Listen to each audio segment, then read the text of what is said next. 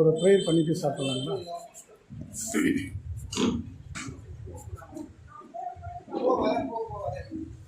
ஜெபிப்போம்.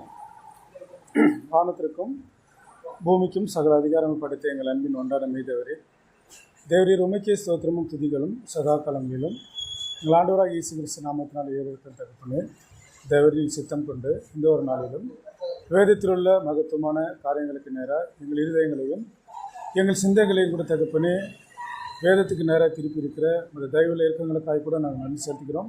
தேவரீர் தொடர்ந்து தெரிந்த புத்தியுள்ள இருதயத்தோடு இந்த வேத வசனங்களை கருத்தாக நிதானித்து தேவரீர் இனி வரக்கூடிய நாட்களில் கூட தகப்பனே தேவனுக்கு பிரியமான ஒரு வாழ்க்கை எங்கள் ஆண்டவராக இயேசு கிறிஸ்து நாமத்தினால் வாழ்ந்து தேவரீர் இப்படியே உண்மையும் எங்கள் ஆண்டவராக இயேசு கிறிஸ்து திருப்திப்படுத்தி தேவரீர் உங்கள் திட்டத்திலே நாங்கள் எங்களுக்காக வைத்திருக்கிற இந்த ராஜ்யத்தை நாங்கள் சுதந்திரத்துக் கொள்ள தேவர் தாமே இன்று அதிகமாக தேவைப்படுகிற இனி வரக்கூட நாட்களிலும் அதிகமாக தேவைப்படுகின்ற பரிசுத்தாவின் பரிபூர்ணமான பலத்தை வேண்டி இவையாவும் எங்கள் அன்பின் ஆண்டவரும் மீட்பரும் குருவுமாக இருக்கிற கிறிஸ்து இயேசுவின் பரிசுத்தமுள்ள நாமத்தில் வேண்டி ஜெபிக்கிறோம். எங்கள் பரிசுத்தமுள்ள மெய் தகப்பனே.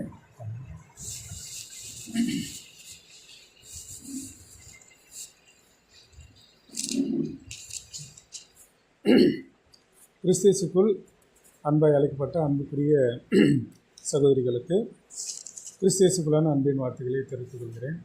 தேவனுடைய பெரிதான கிருபையினாலும் அவருடைய காப்பரிய இறக்கத்தினாலும் இன்றைக்கும் நம்ம வேதத்தில் ஒரு மகத்துவமான காரியங்கள் தான் நம்ம என்ன பண்ண போகிறோம், நம்ம பார்க்க போகிறோம். ஸோ இந்த ஒரு பாடம் எப்படிப்பட்ட ஒரு பாடம் அப்படின்னு பார்த்தீங்கன்னா, ஸோ ஆல்ரெடி அன்புக்குரிய சகோதரர் தினேஷ் அவங்க வந்து எடுத்திருப்பாங்கல்ல, அவங்க ரீசெண்டாக ஒரு முக்கியமான ஒரு டாபிக் எடுத்திருக்காங்க, ஆஃப்டர் த ட்ரினிட்டி. ஓகே, அதுக்கு முன்னாடி மீட்கும் போகிறோம்.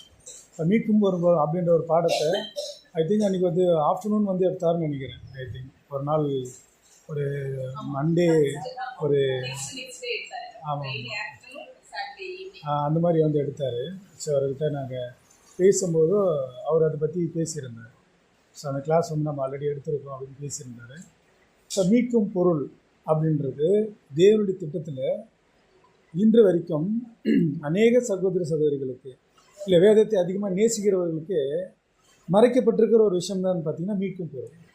ஸோ அந்த மீட்கும் பொருளை பற்றின ஒரு தெளிவான ஒரு புரிதல் இல்லை ஒரு தெளிவான ஒரு அண்டர்ஸ்டாண்டிங் வந்து பார்த்திங்கன்னா, ஸோ நம்ம மீட்கும் பொருள் அப்படின்ற அந்த பாடத்தை நம்ம என்ன பண்ணியிருப்போம்னா நம்ம கேட்டிருப்போம். ஸோ சில மணி நேரங்கள் அது என்ன பண்ணியிருக்குன்னா போயிருக்கும், சரிங்களா?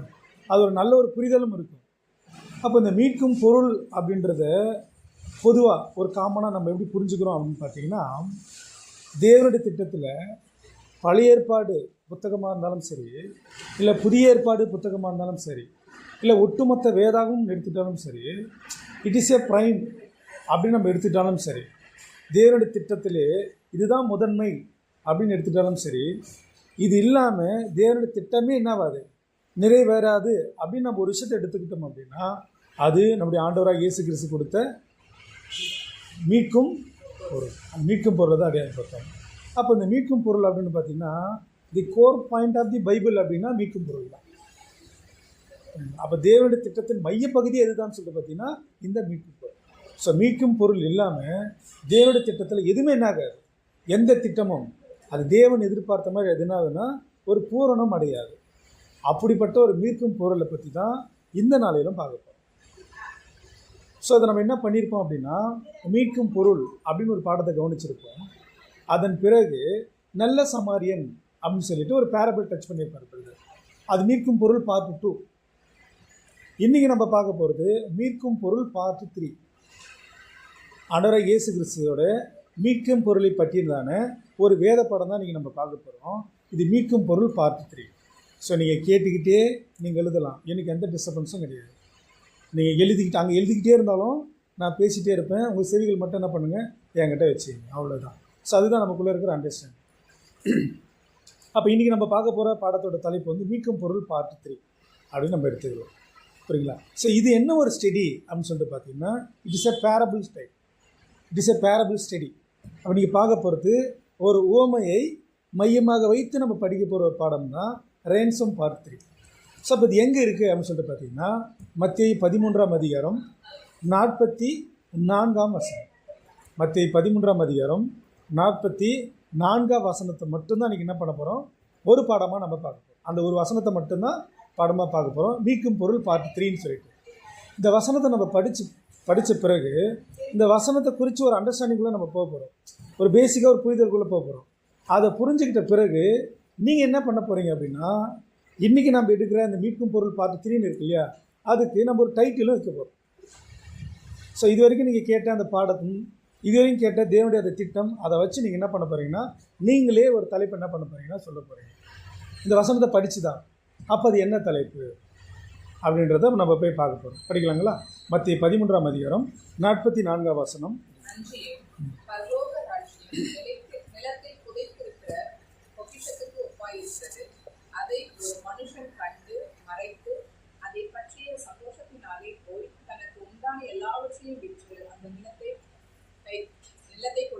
பாருங்க, இதுதான் நம்ம வாசிக்க கேட்ட வசனங்கள். அன்றியும் பரலோக ராஜ்யம் நிலத்தில் புதைந்திருக்கிற ஒரு பொக்கிஷத்துக்கு ஒப்பாய் இருக்கிறது. அதை ஒரு மனுஷன் கண்டு மறைத்து அதை பற்றின சந்தோஷத்தினாலே போய் தனக்குண்டான எல்லாவற்றையும் விற்று அந்த நிலத்தை கொள்ளுகிறார் அப்படின்னு நம்ம படித்தோம். சரி, இந்த வசனத்தில் படித்த பிறகு நம்ம இன்னொரு டாபிக் வைக்கலாம். என்ன டாபிக் வைக்கலாம் நீங்களே சொல்லுங்கள். ஃபர்ஸ்ட் லைன் எப்படி இருக்குன்னா, பரலோக ராஜ்யம் நிலத்தில் புதைந்து இருக்கிற ஒரு பொக்கிஷத்துக்கு ஒப்பா இருக்குது. இப்படி தான் ஸ்டார்ட் பண்ணுறாரு. என்ன டாபிக் சொல்லுங்கள்? பொக்கிஷம். ஒரு முக்கியமான வார்த்தை அங்கே யூஸ் பண்ணியிருப்பார். கரெக்டு. புதைந்திருக்கிற பொக்கிஷம். அந்த பொக்கிஷம் எங்கே புதைக்கப்பட்டிருக்குன்னா, நிலத்தில் புதைந்திருக்கிற ஒரு பொக்கிஷம். இது வந்து பார்த்தீங்கன்னா அதுதான் வந்து டாபிக். இல்லை, இப்போ தான் ஸ்டார்ட் பண்ணியிருக்கேன். நீங்கள் அப்படியே இங்கிலீஷில் படிச்சிங்க அப்படின்னா இது எப்படி இருக்குன்னா, இடன் ட்ரெஷரர்னு இருக்கும். நிலத்தில் புதைந்திருக்கிற பொக்கிஷம், இடன் ட்ரெஷரர் அப்படின்னு இருக்கும். புரியுதுங்களா?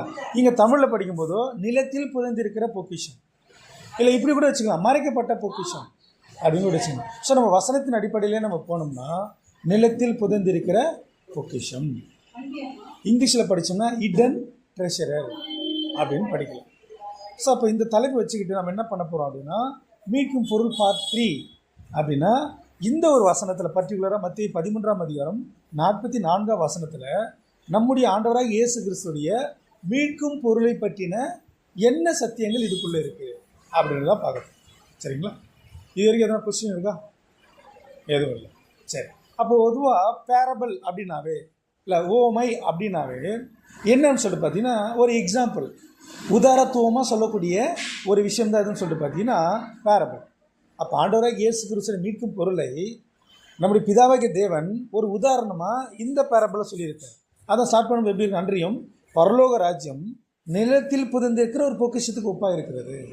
இதே மத்திய 13ஆம் அதிகாரத்தில் 7 ஓமைகளை பேசுவார் பாருங்க. அன்றியும் பரலோக ராஜ்யம் ஒரு நல்ல நிலத்தில் விதைத்த விதைக்கு ஒப்பாகிறது. அது எப்படின்னா, ஒரு மனுஷன் விதைக்க புறப்பட்டான், அவன் விதைத்த விதைகள் ஒரு 4 விதமான லேண்டை பற்றி சொல்லுவார். அப்புறம் நல்ல விதை விதைப்பார், ஆனால் களைகள் வந்துருக்கும். முத்துக்கள் ஒரு பேரபிள் சொல்லுவார். மீன் வலைன்ற பேரபிள் இங்கே தான் இருக்கும், நம்ம படிச்சிருக்கோம். அப்புறம் வந்து பார்த்திங்கன்னா என்ன இருக்குது, புளித்த மாவுன்ற ஒரு பேரபிள் இங்கே தான் இருக்கும். கடுகு விதைன்ற ஒரு பேரபிளும் இங்கே தான் இருக்கும். கிட்டத்தட்ட ஒரு 7 பேரபிள் என்ன பண்ணியிருப்பார்னா இந்த இடத்துல சொல்லியிருப்பார். முன்பு தான் நம்ம மீன் வலைன்ற பாடம் பார்த்துருப்போம் இல்லையா, ட்ராகனெட் அப்படின்னு சொல்லிட்டு இங்கிலீஷில் சொல்லுவாங்க, தமிழில் மீன் வலை. அந்த பாடமும் இங்கே தான் இருக்குது, தான் பார்த்துருப்போம். அப்போது பொதுவாக பேரபிள்னால் என்ன, நம்ம எதுக்காக அந்த பேரபிள் பேசியிருக்காரு அப்படின்றதுனா பாருங்கள். மத்திய 13ஆம் அதிகாரம்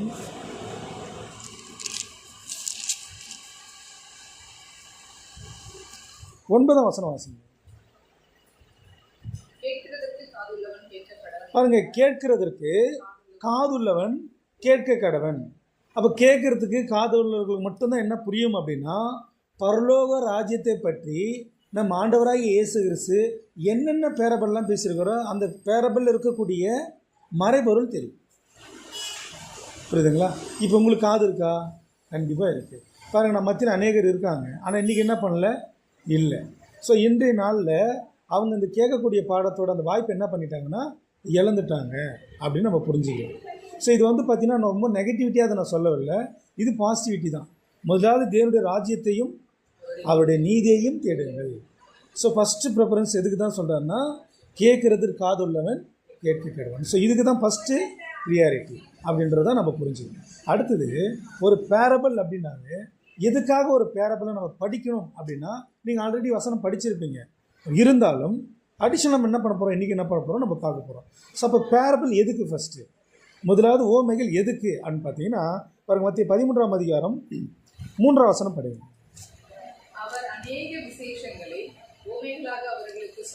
ஓகே போதும், இது போதும். அவர் அநேக விஷயங்களை ஓமைகளாக சொன்னார். தேர் ஆர் ப்ளூரலில் பேசுகிறார்.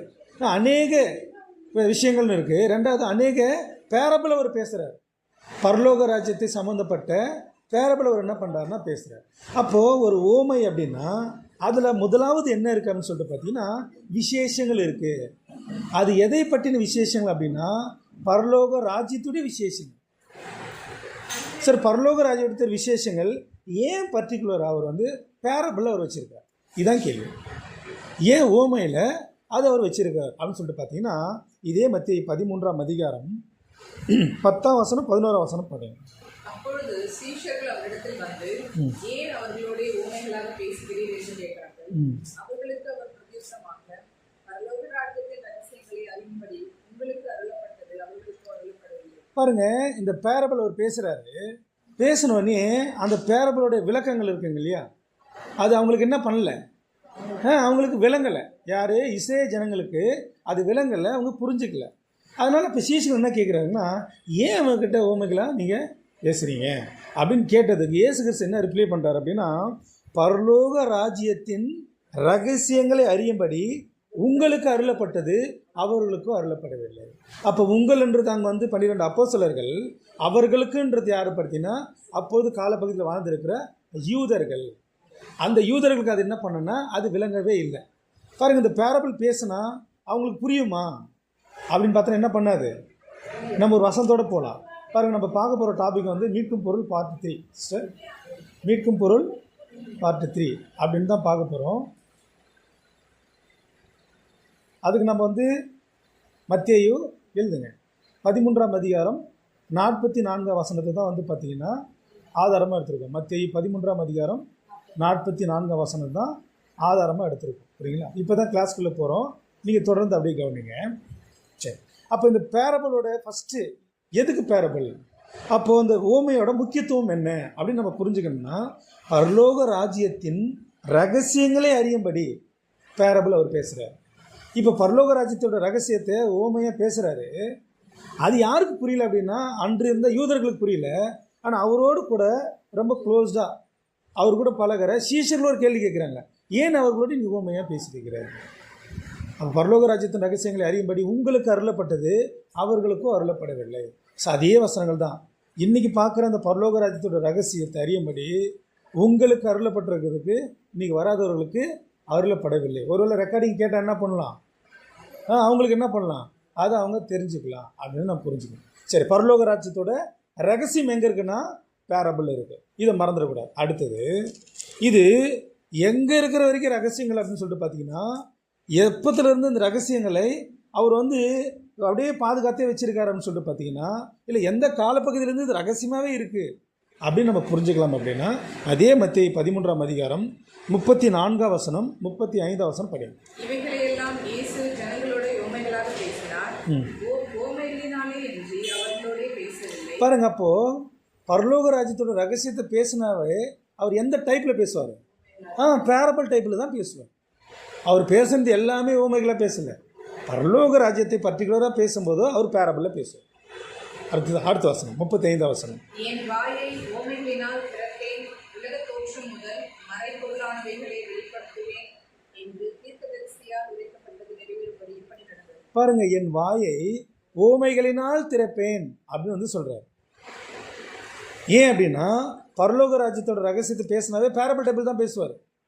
அதான் சொல்றாரு, பரலோக ராஜ்யத்தை என்ற ரகசியத்தை நான் பேசும்போது ஓமைகளாக தான் பேசுவேன். அடுத்தது, உலகம் தோற்றம் முதல் மறைபொருளானவைகளை வெளிப்படுத்துவேன். உலகம் தோற்றம் முதல் மறைபொருளாக்குகளை வெளிப்படுத்துவேன்னு சொல்கிறாரு. அப்போது பரலோக ராஜ்யத்தோட ரகசியம் எப்போ எந்த காலப்பகுதியிலேருந்து அது ரகசியமாக தான் இருக்குன்னு சொல்லிட்டு பார்த்தீங்கன்னா உலகம் தோற்றம் முதல் மறைபொருளாக இருக்கான். அப்போ அந்த உலகத்தை அவர் உருவாக்குவதற்கு முன்பதிலிருந்து என்ன பண்ணியிருக்காரு, அது ரகசியமாக பாதுகாத்துட்டே தான் வராரு. அப்போ இன்றைக்கி இந்த பாடத்தில் பரலோகம் சொல்லக்கூடிய அந்த பரலோக ராஜ்யத்தோட ரகசியத்தை நம்ம புரிஞ்சுக்கிட்டோம்னா நாம் எப்படி பரலோக ராஜ்யம் போய் சேரலாம் அப்படின்ற ரகசியம் நமக்கு என்ன பண்ண வச்சுருக்காரு, இன்றைக்கி புரிய வச்சுருக்காரு. அப்போ பரலோக ராஜ்யத்தோட ரகசியம், இந்த ராஜ்யத்தோட ரகசியம் எங்கேருந்தே அவர் வந்து சீல் பண்ணியிருக்காரு அப்படின்னா உலகம் உருவாவதற்கு முன்பதிலிருந்து அது என்ன பண்ணியிருக்காராம், மறைச்சி வச்சிருக்காராம். அப்போ உலகம் உருவாகிறதுக்கு முன்பதிலிருந்தே மறைச்சி வச்சிருந்த அந்த பரலோக ராஜ்யத்தோட ரகசியத்தை தான் இப்போது மத்தேயு 13ஆம் அதிகாரம் 44ஆம் வசனத்தில் ஒரு டைப்பில் நம்ம என்ன பண்ண போகிறோம்னா படிக்க போகிறோம். சரிங்களா? சரி, இந்த விஷயங்கள் இன்றைக்கி நமக்கு புரியுதில்ல. இது முதல்ல எந்த ஜனங்கள் மத்தியில் பேசினார், அந்த ஜனங்களுக்கு புரிஞ்சுதா இல்லையா அப்படின்றது ஒரு வசனத்தை படிக்கலாம் பாருங்க. மத்தேயு 13ஆம் அதிகாரம் 13ஆம் வசனம் 14ஆம் வசனம். அவர்கள் கண்டும் காணாதவர்களாயும் கேட்டும் கேளாதவர்களாயும் உணர்ந்து கொள்ளாதவர்களாயும் இருக்கிறபடியினால் நான் ஊமைகளாக அவர்களுடைய பேசுகிறேன். பாருங்க, அப்போ அன்று இருந்த யூத ஜனங்கள் மத்தியில் பேசுகிறாரு. அந்த யூத ஜனங்கள் கண்டும் காணாதவர்களாயும் கேட்டும் கேளாதவர்களாயும் உணர்ந்து கொள்ளாதவர்களாயும் இருக்கிறபடியே நான் அவர்களோடு என்ன பண்ணுறேன், ஊமையாக பேசுகிறேன். அப்போ கிறிஸ்து பேசின அவங்க ஊமைகளை அவங்களுக்கு புரியாதான்னு சொல்லிட்டு பார்த்தீங்கன்னா யாருக்கு புரியணும்னு தேவன் சித்தம் வைத்திருக்கிறாரோ அவங்களுக்கு மட்டும்தான் புரியும். அதனால தான் 12 அப்போஸ்தலர்களும் கிறிஸ்து தனித்திருக்கும் போதும் ஏன் அவர்களோட ஊமைகளாக நீங்கள் பேசுகிறீங்க அப்படின்னு கேட்கும்போதோ, இப்போ நீங்கள் அவங்க கேட்டுட்டாங்க பரலோக ராஜ்யத்தின் ரகசியங்களை அறியும்படி அவர்களுக்கு அருளப்படவில்லை உங்களுக்கும் அருளப்பட்டதுன்னு சொல்லிட்டு 12 அப்போஸ்தலர்களுக்கு அவர் தனித்திருக்கும் போது அவர் விவரமாக அவர் என்ன பண்ணுறாருன்னா சொல்கிறார். சரி, இன்றைக்கி நமக்கு பரலோக ராஜ்யத்தோட ரகசியம் புரியுமா? இன்றைக்கி நம்ம பரலோக ராஜ்யத்தோட ரகசியம் புரியுமா புரியாதா? இன்றைக்கி நமக்கு புரியும். ஏன் இவ்வளோ நாள் நமக்கு புரியல அப்படின்னா நம்மக்கிட்ட ஒன்று இருந்துச்சு, ஒன்று நம்மக்கிட்ட இல்லை. எது நம்மக்கிட்ட இருந்தது, எது நம்மக்கிட்ட இல்லை? வசனத்தின் அடிப்படையிலே போயிடலாம். நம்ம நிறைய நினைவுகள் இருந்தாலும் முன்னாடி இல்லை, இப்போ இருந்தது. ஸோ அதுக்கு ரிலேட்டடாக இன்னொரு வசனம் படிக்கலாம். மத்தேயு 13ஆம் அதிகாரம் 12ஆம் வசனம்.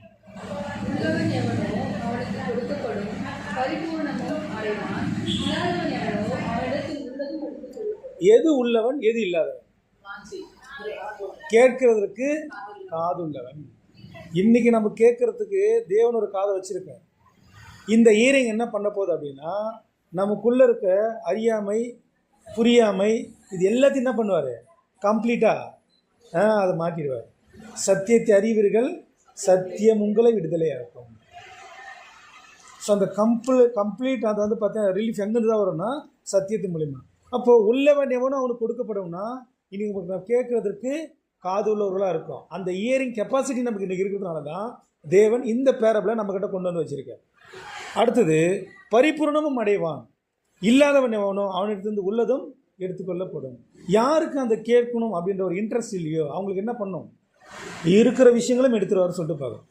அப்போது இன்னிலிருந்து இல்லை, நம்ம ஏற்கனவே தொடர்ந்து நம்ம தேவனோடு கூட தான் ஒன்றா இசைவாக தான் நம்ம நடக்கிறோம். அதனால் இன்றைக்கி பைபிள் எடுக்கிற எல்லாருமே பரலோக ராஜ்யம் போயிடுவாங்களா அப்படின்னா போக மாட்டாங்க. பரலோக ராஜ்யம் போகக்கூடிய வழி பேரபிள் வச்சுருக்காரு. அதை படித்து தெரிஞ்சால் மட்டும்தான் என்ன பண்ண முடியும், நம்ம போக முடியும். ரெண்டாவது, பரலோக ராஜ்யத்தை பலவந்தம் பண்ணுகிறவர்களே பெற்றுக்கொள்வார்கள். மத்திய 11ஆம் அதிகாரத்தில் வசனம் இருக்குது. அப்போ நீங்கள் வேதத்தை எடுக்கிறவங்க எல்லாரும் பரலோக ராஜ்யம் என்ன பண்ண முடியாது, போக முடியாது. யார் இந்த பரலோக ராஜ்யத்தை பலவந்தம் பண்ணுகிறார்களோ, பலவந்தம்னா நீங்கள் என்ன பண்ணுறீங்க, இப்போது நீங்கள் என்ன பண்ணியிருக்கீங்க, இன்றைக்கி நீங்கள் ஃபோனில் பண்ணீங்கல்ல, என்ன பண்ணீங்க?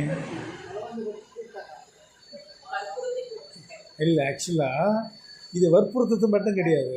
பாருங்கள், யாருக்கு பரலோக ராஜ்யத்தின் மேலே இன்ட்ரெஸ்ட் இருக்காங்களோ அவங்க மட்டும்தான் இவங்களுக்கு கேட்கக்கூடிய கெப்பாசிட்டி வரும். யாருக்கு பரலோக ராஜ்யத்துக்கு பற்றி தெரியணும்னு இன்ட்ரெஸ்ட் இருக்கோ அவங்க மட்டும்தான் அதை பெற்றுக்கொள்வாங்க. ஃபார் எக்ஸாம்பிள் பாருங்கள், இது எப்படின்னா நம்ம வீட்டில் குழந்தைகள் இருக்காங்க, நம்ம குழந்தைகள் வளர்த்துருக்கோம், அதில் ஒரு அனுபவம் நமக்கு இருக்குது. இப்போ நான் என்ன சொல்ல வரேன்னா, நம்ம குழந்தை ஏதாவது ஒரு விஷயத்தை கேட்பாங்க, நமக்கு தெரியும் அது சரியாக தப்பா கொடுக்கணுமா கொடுக்கூடாது நமக்கு தெரியும். ஆனால் சில விஷயங்கள் இருக்குது, எது வேணாலும் இருக்கலாம், அது உங்கள் அனுபவத்துக்கு தெரியும். சில விஷயங்கள் இருக்குது, கேட்டுக்கிட்டே இருப்பாங்க. நம்ம வாங்கி தரவே மாட்டோம். ஒரு நாள் வரும், ஒரு ஃபைன் டே வரும், அன்றைக்கி நம்ம கொடுத்துருவோம். நம்ம குழந்தை என்ன தெரியும், இதை நான் எத்தனை நாளாக கேட்குறேன் தெரியுமா, இன்றைக்கி தான் எனக்கு வாங்கி கொடுத்துருக்கீங்க. அப்போது ஒரு விஷயம் குழந்தைகளுக்கு எப்போ வேணும், எப்போ அவங்களுக்கு கொடுக்கக்கூடாது, அவங்களுக்கு என்ன அதை புரிஞ்சு கேட்குறாங்களா, புரியாமல் கேட்குறாங்களா, உண்மையாகவே நம்ம வாங்கி கொடுத்தா அவங்களுக்கு பயன்படுமா, இல்லை சும்மா நம்ம கொடுத்தோம்னா அதோட வேல்யூ தெரியாமல் அது வேஸ்ட் பண்ணுவாங்களா, இப்படி எல்லா விதத்தில் யோசித்து ஒரு விஷயங்களை கொண்டு போய் கொடுப்போம். கொடுத்தோடனே அந்த குழந்தை அதை வாங்கணுன்னு என்ன பண்ணுவோம், ரொம்ப நாள் கழித்து கிடைச்ச விஷயங்கள் அதை ரொம்ப பத்திரமா வச்சுக்கணும் அப்படின்னு அது என்ன பண்ணியிருப்பாங்க. ஏன் இந்த விஷயம் நமக்கே நடந்திருக்கு, நாமளே அழுது அடம்பிடிச்சி கேட்டுருவோம் பண்ணியிருக்கோம். அப்போ பரலோக ராஜ்யத்தோட ரகசியம் இன்றைக்கி வேதத்தை எடுக்கிற எல்லாருக்கும் தேவன் சொல்லி கொடுத்துறாருனே கிடையாது, எல்லாரும் புரிஞ்சுக்கலாம் அதுவும் கிடையாது. இன்றைக்கும் அநேக சகோதர சகோதரிகளுடைய கண்ணும் காதும் கையும் காலும் என்னதான் இருக்குது, பேரலைஸ் தான். பிறந்ததுலேருந்து கண் தெரிந்தாலும் குருடர்கள், கேட்கக்கூடிய செவி இருந்தாலும் செவிடர்கள், கண் இருந்தும் குருடர்கள், கால் இருந்தும் முடவர்கள், கை இருந்தும் ஊனர்கள் தான். அப்போ இன்ன வரைக்கும் வந்து பார்த்திங்கன்னா நல்லா இருப்பாங்க, அவங்க மென்டலி சேலஞ்சு பீப்புள். என்றைக்கு இந்த ரகசியங்கள் தெரிய வருதோ புரிஞ்சுக்கிறாங்களோ அப்போ தான் மென்டலி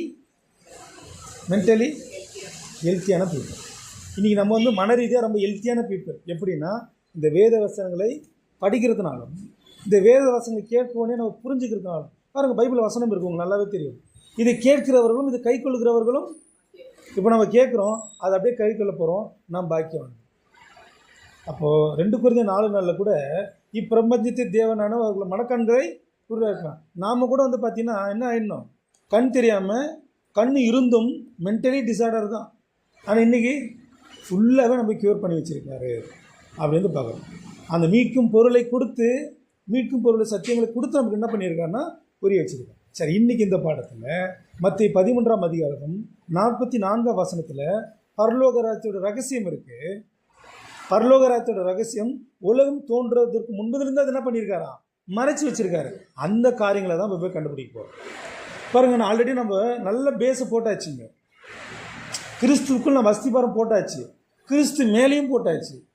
இப்போ நீங்கள் நிஜமாகவே தெரிந்த புத்தி உள்ளவர்கள் தான். இப்போ அந்த வசனத்தை போய் படிக்க போகிறோம், ரொம்ப ஈஸியாக அண்டர்ஸ்டாண்ட் பண்ண போகிறோம். படிக்கலாங்களா?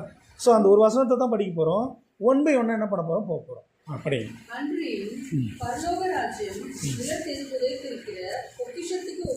பாருங்க, நிறுத்துங்க, அவ்வளோதான். அன்றையும் பரலோக ராஜ்யம் அது காமன், நிலத்தில் புதந்திருக்கிற ஒரு பொக்கிஷத்துக்கு ஒப்பாக இருக்கிறது. அப்போ இதில் சிம்பாலிக் லாங்குவேஜ் யூஸ் பண்ணியிருக்கிறேன். படித்தோடனே புரியுதா? நிலம்னா புரியும், பரலோக ராஜ்யம்னா நமக்கு புரியுது, பொக்கிஷம்னா நமக்கு புரியுது. ஆனால் நிலத்தில் புதந்திருக்கிற பொக்கிஷம் எதுன்னு கேள்வி கேட்டால் கூடுதலான ஒரு புரிதல் நமக்கு என்ன பண்ணுதுன்னா நமக்கு தேவைப்படுது. அப்போ நிலம்னா நமக்கு புரியுது, இது ஒரு சிம்பாலிக் லாங்குவேஜ். பொக்கிஷம்னா தெரியுது, மோர் வேல்யூபிள், மோர் ப்ரிசியஸ், அவ்வளோ சீக்கிரம் கிடைக்கக்கூடாத ஒரு பொருள் தான் வந்து பொக்கிஷம். அது எங்கே இருக்குது அப்படின்னா நிலத்தில் புதைந்து இருக்கிறது. அதான் அன்றைய பரலோக ராஜ்யம் நிலத்தில் புதைந்திருக்கிற ஒரு பொக்கிஷத்துக்கு ஒப்பாக இருக்கிறது அப்படின்னு இங்கே சொல்கிறார். அப்போ நம்ம என்ன பண்ணணும் அப்படின்னா நிலம்னா என்னன்னு கண்டுபிடிக்கணும். அந்த நிலத்தில் புதைந்திருக்கிற பொக்கிஷம்னா என்னன்னு கண்டுபிடிக்கணும். அதை கண்டுபிடிச்சாதான் அடுத்தடுத்து நம்ம என்ன பண்ண முடியும், நம்ம போக முடியும், ஒரு புரிதல் வரும். சரிங்களா? அப்போ பரலோக ராஜ்யம்ன்றது காமன், அப்படியே வச்சுங்க. நிலத்தில் புதைந்திருக்கிற ஒரு பொக்கிஷத்துக்கு ஒப்பாக இருக்குது. அப்போ நிலத்தில் புதைந்திருக்கிற ஒரு பொக்கிஷம்னா என்ன, அப்போ நிலம்னா என்ன, பொக்கிஷம்னா என்ன, அந்த நிலமாகிய அந்த பொக்கிஷம் யாரோட நிலத்தில் புதைஞ்சிருக்கு, அதை புதைத்தவர் யார், கண்டிப்பாக நிலத்துக்கு சொந்தக்காரர் தான் இருக்கணும். அப்போ அந்த நிலத்துக்கு சொந்தக்காரர் யாருன்னு கண்டுபிடிப்போம். இப்படி இந்த ஆங்கிளில் நம்ம போனோம்னா நம்ம ஈஸியாக அந்த ஒரு லைனை நம்ம என்ன பண்ணலாம்னா புரிஞ்சுக்குவோம். சரி, நிலம்னா என்ன நீங்கள் எழுதிங்க. நிலம்னா என்ன? நிலம்னா உலகம். அப்படியே அதே அதிகாரத்தில் 38 வசனம் படிங்க. நிலம் உலகம், அவ்வளோதான், போதும். நம்ம இன்னொரு பேரபிளில் அது கம்ப்ளீட்டாக நம்ம பார்க்க போகிறோம். அப்போது நிலம்னா என்னென்னா உலகம். அப்போ பொக்கிஷம் எங்கே தான் புதைஞ்சிருக்கான்? பாருங்கள், அப்படியே கொஞ்சம் லைட்டாக இப்போ தேவன் கொடுக்குற அந்த டைரெக்ஷனை பாருங்கள். அப்போ நிலம் உலகம்ட்டாரு. இப்போ இந்த பொக்கிஷம் எங்கே தான் புதைஞ்சிருக்கு அப்படின்னா இந்த நிலமாகிய இந்த உலகத்தில் புதைஞ்சிருக்கு அப்படின்னு சொல்லியிருக்காரு. சரிங்களா? பொக்கிஷம்னா என்ன? வேதம் பொக்கிஷம். வேறு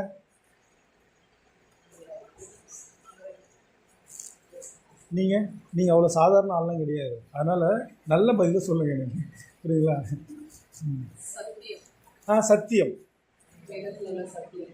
வேறு சொல்லுங்கள்லாம் சொல்லுங்க, உங்களால் நீங்கள் சொல்லுங்க. பாருங்க, நிலம் உலகம் கண்டுபிடிச்சாச்சு. இந்த நிலமாகிய உலகத்தில் ஒரு பொக்கிஷம் புதைஞ்சிருக்கான் அப்படின்றார். பொக்கிஷம்னா ரேர் கமாடிட்டி, மோஸ்ட் ப்ரீசியஸ், அப்படி தான் நம்ம புரிஞ்சுக்கலாம். அப்போ விலை மதிக்க முடியாத ஒரு பொக்கிஷம் என்ன இருக்கும் உலகத்தில் புரிஞ்சுது? வேதம். ஓகே, கரெக்டு தான். இதில் அந்த பதில் வந்து தப்புலாம் கிடையாது. ஆனால் இன்னும் சரியான பதிலுக்கு நம்ம போகல. சரி, நான் ஒன்றா ஒரு குழு கொடுக்குறேன். ஒரு குழு கொடு. பாருங்க, ஜீவன் பிடிச்சிட்டாங்க. அதுக்கு தான் பாருங்கள், மீட்கும் பொருள் பார்ட் 3ன்னு ஒன்றே நம்ம டாபிக் வச்சுட்டு உள்ளே வரணும். ஜீவன்ன்றாங்க. இயேசு கிறிஸ்துவோட ஜீவன் இல்லை. நீங்கள் ரொம்ப க்ளோஸாக வரைக்கும் ஆன்சருக்கு இல்லை. என்னவா இருக்கும்?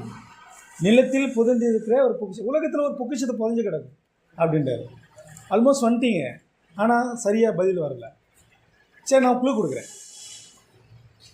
முதல்ல ஒரு மனுஷனை உண்டாக்கி அவர் கொடுத்த விஷயங்கள்.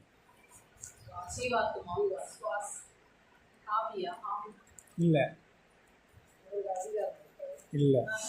சரி, முதல்ல ஒரு மனுஷனை உருவாக்கி அவர்கிட்ட கொடுத்து வைத்தது எது?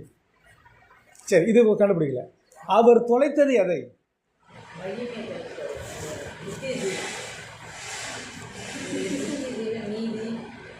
என்ன சொன்னீங்க? ஆமாம், நித்திய ஜீவனை அவர் கொடுத்தார். அவர் ஜீவனோடு வாழக்கூடிய ஒரு உரிமம் அவர்கிட்ட என்ன பண்ணார் தேவன்?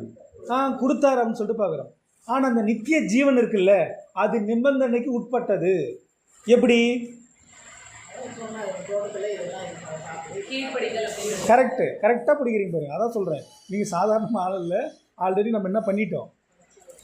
நமக்கு பேஸ் போட்டிருக்கோன்னு சொல்லிட்டு பார்க்குறோம். கிறிஸ்துவுக்குள் அஸ்திபாரத்தை போட்டிருக்கோம். அப்போது முதல்ல நம்ம ஆதி தகப்பனை உருவாக்கி அவர்கிட்ட எந்த மாதிரியான ஒரு ஜீவனை கொடுத்துருந்தார் அப்படின்னா, நித்திய ஜீவனை கொடுத்துருந்தார். அந்த நித்திய ஜீவன் எதற்குட்பட்ட ஒரு நித்திய ஜீவனா? நிபந்தனைக்கு உட்பட்ட ஒரு நித்திய ஜீவன். அவர் எந்த காலம் வரைக்கும் கட்டளையை கை கொள்றாரோ அது வரைக்கும் எப்படி தான் இருப்பார்? அவர் ஜீவனோடு தான் இருப்பார். அவர் கட்டளையை மீறினார். ஆதியாகமம் 2ஆம் அதிகாரம் 16-17 வசனத்தின் அடிப்படையில் 3ஆம் அதிகாரத்தில் ஃபுல்லாக கொஸ்டின்லாம் பண்ணுவார். அங்கே கேள்வி கேட்குறாரு. 3ஆம் அதிகாரத்தில் அதுக்கு ஆன்சர் சொல்கிறாரு. அப்போது ஒரு நிபந்தனை கொடுக்குறாரு, கீழ்ப்படிதல் அப்படின்ற நிபந்தனை. எப்போ ஆதாம் கீழ்ப்படியாமைக்குள்ளே போனாரோ, தேவன் நம்முடைய ஆண்டவராக இயேசு கிறிஸ்து கொடுத்திருந்த அந்த நித்திய ஜீவனை அவர் என்ன பண்ணிட்டாரு? இழந்து போயிட்டார். அதுதான் பாருங்கள், 1 யோவான் 2ஆம் அதிகாரம் 25ஆம் வசனத்தை நாம் என்ன படிக்கிறோம்? படித்தாதான் தெரியும். நீங்கள் ஆல்ரெடி படிச்சிருக்கீங்க வசனத்தை. 2ஆம் அதிகாரம் 25ஆம் வசனம் பாருங்க. நித்திய ஜீவன் அளிப்பேன் என்பது அவர் நமக்கு செய்த வாக்குத்தத்தம். அப்போ இந்த நிலமாகிய உலகத்தில் பொக்கிஷமாகிய எது மறைக்கப்பட்டிருக்கு, எது புதைந்திருக்குது அப்படின்னா நித்திய ஜீவன். இது வரைக்கும் ஓகேங்களா? எதனா கொஸ்டின் இருக்கா? சரி, வசனத்தை அப்படியே நோட் பண்ணுங்க. நிலம் உலகம் பொக்கிஷம் ஆதாமு கொடுத்த, நம்ம ஆதி தகப்பனுக்கு கொடுத்த நித்திய ஜீவன், அதை அவர் கீழ்ப்படியாமைனாலே இழந்து போயிட்டார். அதனால் ஒரே மனுஷனாலே பாவமும் பாவத்தினாலே மரணமும் உண்டானபடியால் இதோ எல்லாரும் ஏகமாக கெட்டு எங்கே போயிட்டுருக்காங்க? மரணத்துக்குள்ளே போயிட்டுருக்காங்க, பாதாளத்துக்குள்ளே போயிட்டுருக்காங்க. அப்போ நிலமாகிய இந்த உலகத்தில் ஆதாமு கொடுத்த நித்திய ஜீவனை அவர் இழந்து போயிட்டார். அதை அவர் தொலைச்சிட்டார். அதனால் ஆதாமோட சந்ததிக்கு எது இல்லாமல் போயிடுச்சு அப்படின்னா நித்திய ஜீவன் இல்லாமல் போயிடுச்சு.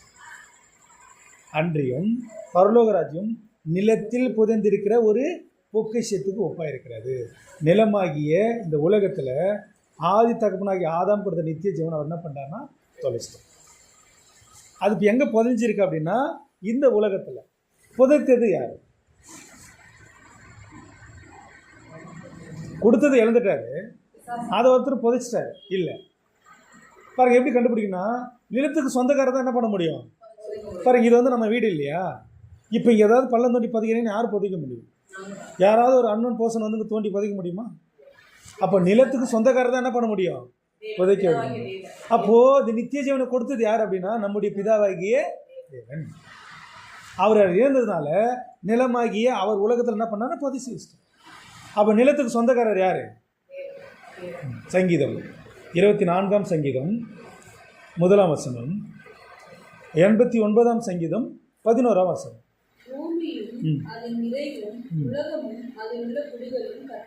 பாருங்க, பூமியில் இருக்கிற எல்லாமே கர்த்தருடையது தான். பூமியும் அதன் நிறைவும் கர்த்தருடையது. இப்போ 89ஆம் சங்கீதம் 11ஆம் வசனம்.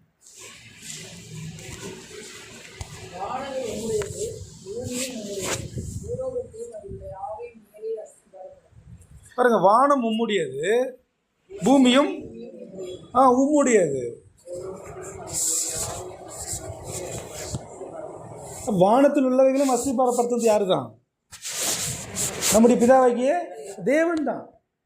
புரியுங்களா? வானத்தில் இருக்கிற எல்லாவற்றையும் அஸ்திபாரப்படுத்தி அதினதின் காலத்திலே கரெக்டாக ஓடுற மாதிரி ஒரு ரூலை செட் பண்ணது யாரு தான்? பிதாவாகிய தேவன் தான். பூமியும் அது நிறைவும் யாருடையதுன்னா பிதாவாகிய தேவன் தான். அப்போ நம்முடைய பிதாவாகிய தேவன் தான் நித்திய ஜீவன் சொல்லக்கூடிய அந்த பொக்கிஷத்தை இந்த நிலமாகிய உலகத்தில் என்ன பண்ணிட்டாருன்னா வதச்சி வச்சிட்டார். இப்போ படிங்க, அந்த ஃபர்ஸ்ட் லைன் படிங்க, புரியுதா பாருங்க. வசனத்தை படிங்க.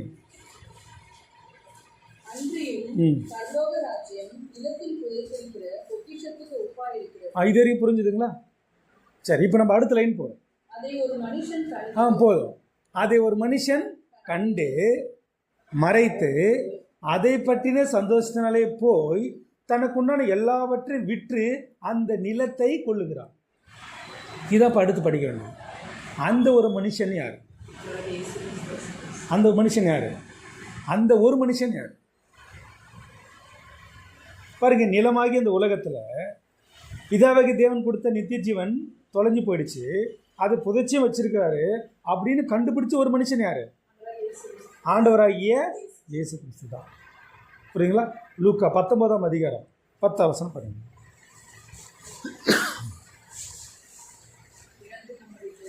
வசனத்தை எடுத்து படிச்சிருங்க.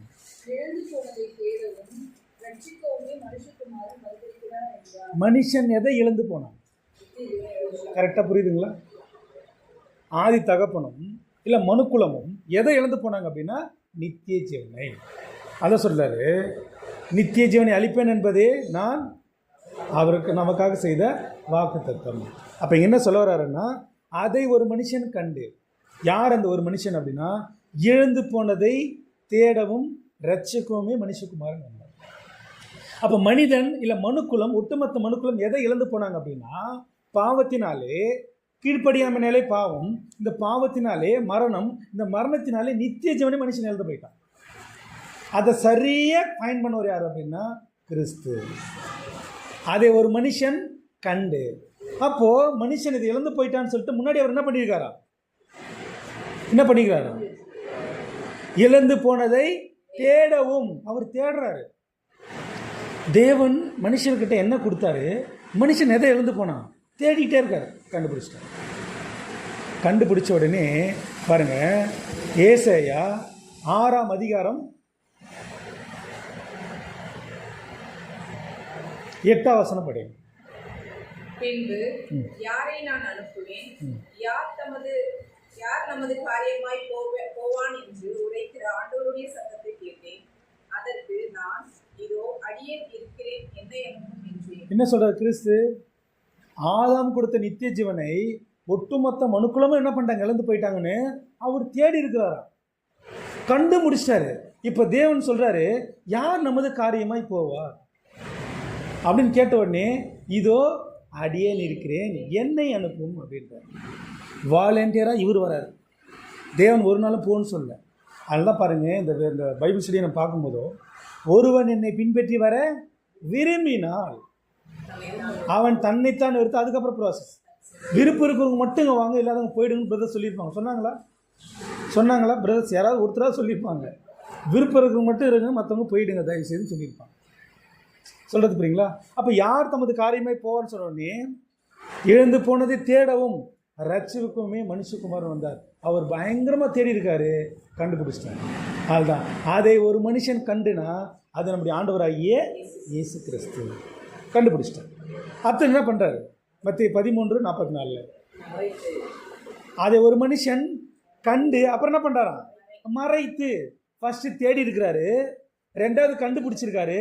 கண்டுபிடிச்சி இயேசு கிறிஸ்து என்ன பண்ணிட்டாரு? மறைச்சிட்டாரு. தேடினாரு, கண்டுபிடிச்சாரு.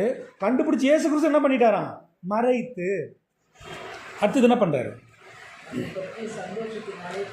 அதை பற்றின சந்தோஷத்தினாலே போய் தனக்குண்ட எல்லாவற்றையும் விற்று அந்த நிலத்தை கொள்ளுகிறார். அப்போ அந்த ஒரு மனுஷன் இயேசு கிறிஸ்து எப்படி கண்டுபிடிச்சார் நம்ம படிச்சிட்டோம். ஏன் மறைச்சார்? கண்டுபிடிச்சி இயேசு கிறிஸ்து ஏன் மறைச்சார்? ஆல்ரெடி புதஞ்சிருக்கு, இவர் கண்டுபிடிச்சாரு. எப்படி கண்டுபிடிச்சாரு பாருங்களேன். தேர்னவர் கண்டுபிடிச்சாரு, கண்டவர் என்ன பண்ணார்னா மறைச்சாரு. இப்போ மறைச்சு என்ன திரும்ப பண்ணுறாரு? அதை பற்றின சந்தோஷத்தினாலே போய் எங்கிருந்து எங்கே போனார்? எங்கிருந்து எங்கே போனார்? இப்படி கேட்டால் கரெக்டாக சொல்லுங்க. எங்கிருந்து எங்கே வந்தார்? அதான் எங்கிருந்து எங்கே போனார் அப்படின்னா, ஃபஸ்ட்டு பரலோகத்திலிருந்து பூமிக்கு வந்தார். தன் வேலைகளெல்லாம் நிறைவேற்றி செஞ்சு முடிச்சுட்டு, எப்பறத்தா என்னப்பட்ட பெத்தலகேன்னு, நீ யூதாவில் உள்ள 1000 சிறியதாக இருந்தாலும் இஸ்ரேலே ஆளப்போகிறவர் உன்னிடத்திலிருந்து புறப்பட்டு அகேன் மீண்டும் என்னிடத்துக்கே வருவார். ஃபஸ்ட்டு பரலோக ராஜ்யத்திலிருந்து பூமிக்கு வந்தாரா? அது ஏசாயா 6:8. மிக 5ஆம் அதிகாரம் முதல் 2 வசனங்களை படித்தோம்னா, அகைன் வேலையெல்லாம் முடிச்சுட்டு மீண்டும் எங்கே போகிறாரு? பரலோக ராஜ்யத்துக்கு போவார். இது பழைய ஏற்பாடு அடி தீர்க்க தரிசனமாகவே இருக்குது. தேடினவர் கண்டுபிடிச்சாரு, கண்டுபிடிச்சவர் மறைச்சாரு, மறைச்சிட்டு பரலோக ராஜ்யத்து பூமிக்கு வந்தார். அதை பற்றின சந்தோஷத்தினாலே போய் பரலோகத்திலிருந்து பூமிக்கு வந்து தனக்கு உண்டான எல்லாவற்றையும் விட்டு அந்த நிலத்தை கொள்ளுகிறான்னு இருக்கும். ஏன் மறைச்சார்? அதான் கேள்வி. ஏன் தெரியுங்களா? ஏன் தெரியுங்களா? ஏன் தெரியுங்களா? நீதிமொழிகள் 25ஆம் அதிகாரம் 2ஆம் வசனம் படிங்க. ஏன் மறைச்சார்னு இருக்கும்.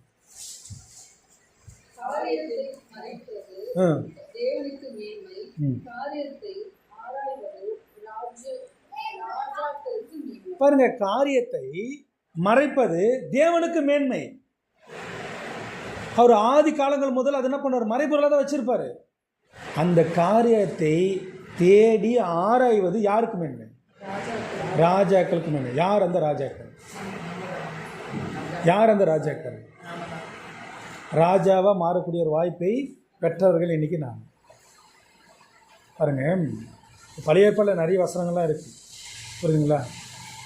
ஆதி காலம் முதல் தெய்வம் தான் ராஜாதி ராஜாவாக இருப்பார். 1 சாமுவேல் 8ஆம் அதிகாரம் படிச்சிங்கன்னா, படிக்க வேண்டாம் இப்போ நான் சொல்கிறேன், படிச்சிங்கன்னா சாமுவேல் தீர்க்கதரிசி போய் கேட்பார். அவங்க ராஜான்னு கேட்குறாங்க.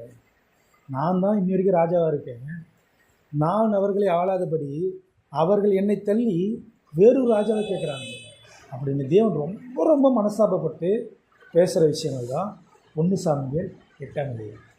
தேவன் ரொம்ப மன கஷ்டப்பட்டு தான் இருந்த இடத்துல தன்னால் படைக்கப்பட்ட ஒரு சிருஷ்டி கொண்டு வந்து வைக்கிறார். அவர் வச்சு முதல் ராஜா யாருன்னா சவுல், 2வது ராஜா தாவீது, 3வது ராஜா சாலமோன். அதுக்கப்புறம் நிறைய ராஜாக்கள் வராங்க. அந்த வரிசையில் கடைசி ராஜாவாக மாறக்கூடிய ஒரு அதிகாரத்தை இன்றைக்கி தேவன் யார்கிட்ட நம்ம கொடுத்துருக்காரு? யார்கிட்ட கொடுத்துருக்காரு? அவர் ராஜாதி ராஜா தான். அவர் ராஜ்யத்தை இன்றைக்கி யார்கிட்ட தரப்போகிறாரு? நாம் யார்? எந்த ஒரு இடத்துல மனஸ்தாபப்பட்டு தன் இடத்த இல்லை ஸ்திரீகள்லாம் பிடிச்சிப்பான், பரவாயில்ல எங்களுக்கு ராஜா வேணும், நீங்கள் தலைமுறை தோறும் அவனுக்கு அடிமையாக தான் இருப்பீங்கன்னு சொல்லும்போது எங்களுக்கு ராஜா வேணும் நடமுடிச்சாங்க. எதை மனஸ்தாபப்பட்டு கொண்டு வந்தாரோ அதே ஒரு ராஜாவாக மாறக்கூடிய கடைசி வாய்ப்பை இன்றைக்கி பெற்றவர்கள் யாருன்னா இன்றைக்கி நாம தான். 5ஆம் மொழி பேரரசு படம் பார்த்துருக்கீங்களா? தலையில் ஆரம்பித்து பாதத்தை கொண்டு வந்து முடிப்பார். ஸ்திரீ நிறுத்த சப்ஜெக்ட் கேட்டிருக்கீங்களா? இன்னும் கேட்க போகிறீங்க, ஃப்யூச்சரில் கேட்க போகிறீங்க, எடுக்க போகிறாங்க. எல்லாத்துக்கும் ஒரு கணக்கு நிற்கிறது. அப்படி வெளியேறப்பட்ட ஒரு ராஜாவா தேவனுடைய திட்டத்தில் தேவனே கடைசி நாட்களில் ஒரு ராஜாவை ஏற்படுத்துறது இன்றைக்கி யாரை பண்ணால் நாம் அந்த வாய்ப்பை பெற்றுருக்கோம். 110ஆம் சங்கீதத்தில் தேவன் தன் கோபத்தில் என்ன பண்ண போகிறாரா? கிறிஸ்து வச்சு தன் உக்கிரத்தில் ராஜாக்களை வெட்டுவார்னு இருக்கு. 1ஆம் உலகப் போர், 2ஆம் உலகப் போர், இன்னைக்கு 3ஆம் உலகப் போர் வரப்போகுது. இன்னைக்கு பூமியில் ராஜாவே இல்லை. ராஜாக்களை வெட்டது இன்னைக்கு யாரு? தேவன் கிறிஸ்து வச்சு எல்லாரும் வெட்டிட்டார். இன்னைக்கு பூமியில் யாரா ராஜான்னு இருக்காங்களா? யாராவது ராஜான்னு சொன்னாங்களா? அவங்களும் வெட்டுவார். அப்போ ராஜான்றது எவ்வளோ வேல்யூ பார்த்தீங்களா? அந்த கடைசி ராஜாவை மாறக்கூடிய வாய்ப்பு பெற்றவர்கள் தான் இன்றைக்கி யாருன்னா இன்றைக்கி நாம். இந்த கடைசி ராஜாவை மாறக்கூடிய வாய்ப்பை இன்றைக்கி பெற்றவர்கள் யாருன்னு பார்த்தீங்கன்னா இன்றைக்கி நாம். அல்ல பாருங்க, அதை பற்றின சந்தோஷத்தினாலே போய் எங்கே பரலோக ராஜ்யத்திலேருந்து பூமிக்கு வந்தார். எப்பறத்தான் என்னப்பட்ட பெத்லகேமே, நீ யூதாவில் 1000 குழுக்களுள்ள சிறிதாக இருந்தாலும் இஸ்ரேலை ஆளப்போகிறவர் உன்னிடத்திலிருந்து புறப்பட்டு என்னிடத்துக்கு வருவார். அப்போ அந்த ஒரு மனுஷன் யாருன்னா கிறிஸ்து. அவர் அதை கண்டுபிடிச்சாரு. ஏன் மறைச்சிருக்காரு அப்படின்னா அதுக்கு தான் பார்க்குறோம். காரியத்தை மறைப்பது தேவனுக்கு மேன்மை, காரியத்தை ஆராய்வது ராஜாக்களுக்கு மேன்மை. இன்னைக்கு நம்ம தேடி வாசிக்கிறோம், இன்னைக்கு ஆராய்ஞ்சு பார்க்குறோம். இந்த குவாலிட்டி தான் யாருக்கு ரொம்ப ரொம்ப முக்கியம்னா ராஜாக்களுக்கு. நாம் இப்படி ஒரு நாள் தேடி அதை கண்டுபிடிப்புன்னு யாருக்கு தெரியும்? நம்முடைய பிதாவுக்கு தேவன், நம்முடைய ஆண்டவராக இயேசு கிறிஸ்துக்கு தெரியும். அதனால தான் அவர் மறைச்சியே வச்சிருக்கிறார். நீங்கள் தானியேல் 12ஆம் அதிகாரம் படிச்சிருக்கீங்களா? படிங்க. தானியேல் 12ஆம் அதிகாரம் படிச்சிருங்க. ஏன் மறைச்சாருன்னு அங்கே ஒரு வசனம் இருக்கு. 4ஆம் வசனம் படிங்க.